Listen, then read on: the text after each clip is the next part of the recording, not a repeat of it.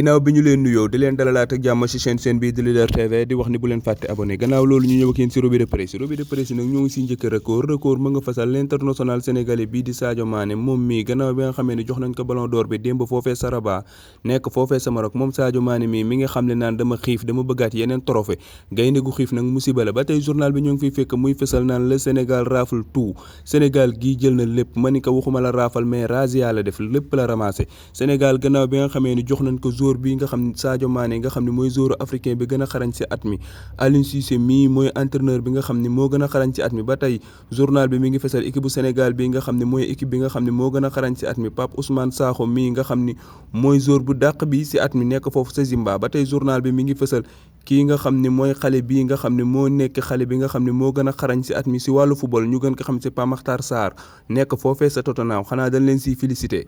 ginnaaw record ñuy jubale stade nag moom mi ngi fesal l'international sénégalais bii di Sadio Mané gannaaw bi nga xamee ni jox nañ ko prix boobee nga xam ne mooy joueur africain bi gën a xarañ ci at bi moom Sadio Mané mi ngi xam le naan prix bii dama koy jagleel samay jeunesse su réew ba tey journal bi mi ngi bind di fesal naan Sénégal gii du gën a ci histoire gannaaw bi nga xamee ni Sadio Mané jël na ballon d'or bi ñaari yoon day fekki Mohamed Salah l'international joueur égyptien boobee nga xam ne jël na ko ñaari yoon ak El Hadji Ousseynou Diouf bii nga xam ne ci réew mi la nekk moom tamit jël na ballon d'or bi ñaari yoon ak Didier Drogba boobee nga xam ne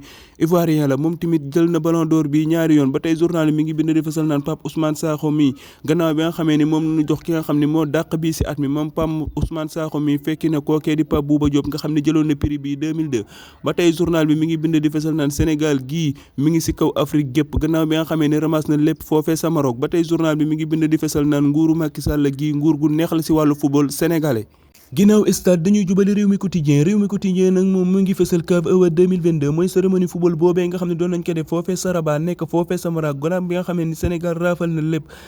journal bi mi ngi bind di fesal naan Sénégal gii du gën a ci histoire gannaaw bi nga xamee ni Sadio Mané moomee moo nekk joueur africain bi gën a xarañ ci at mi Aliou Cissé mii moo nekk coach bi gën a xarañ ci at mi équipe bu Sénégal bii moo nekk équipe bi gën a xarañ ci at mi Pape Ousmane Sakho mooy ki dàq bi ci at mi ba tey journal bi mi ngi bind di fesal naan Pape Makhtar Sarr mii moo nekk jeune joueur africain bi gën a xarañ ci at mi biir réew mi dañuy jubali bitim réew journal bi ñuy wax Mundo Deportivo moom mi nga fesal l'international polonais bi ñu gën ko xamee ci Lewandowski ñu naan Kaloa moom Lewandowski mii nag journal bi mi ngi ñuy xamal ay secret naan kii di Lewandowski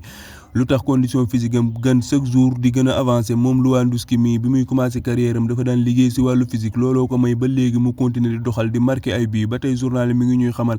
ay secret Lewandowski mii di ñu xamal naan kii di Lewandowski day protéger boppam lu bari bokk na ci li koy dimbali mooy soxnaam si di Andaluska ba tey journal bi mi ngi ñuy xamal ni kii di Lewandowski li ko may ba léegi mu continuer di doxal foofee sa Europe moom Lewandowski mii dafa am chance boo xam ne amul benn blessure bu garaaw